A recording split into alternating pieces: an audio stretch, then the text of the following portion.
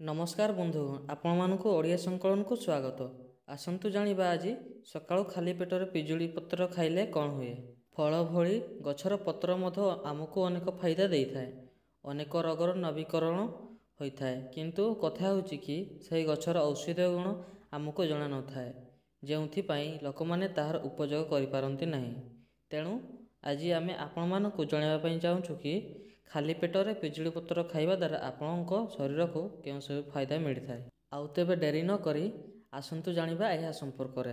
Number 1, पिजुली पत्र खाइबा द्वारा आपणको पाचन तंत्र ठीक होता है एवं मजबूत मध्य होता है। पिजुली पत्र रे एंटीबैक्टेरियल एवं एंटी माइक्रोबैक्टेरियल गुण रही है। यह आमको गैस एवं असल भली रोगरू बचाई थाए। यार फायदा पाई आपण सकाळे खाली पेटर पिजुली पत्र रू 2टी तली आणतु एवं याको आपण चबाई खाई नियंतु। नंबर 2, डायरिया भली समस्या थिया व्यक्ति पिजुली पत्र बहुत फायदा पहुँचाई थाए। यार पत्रर सेवन करने द्वारा शरीर में हेमोग्लोबिन बढ़ी थाए। यह सहित पेटर बहुत समस्या को यह दूर कर दे थाए। डायरिया रोगी मानू सकाळ समय खाली पेटर पिजुली पत्र कड़ा प्रस्तुत कर पीवा उचित। नंबर 3, शरीर ओजन कमाई पिजुली पत्र बहुत साहाय्य करिଥାଏ।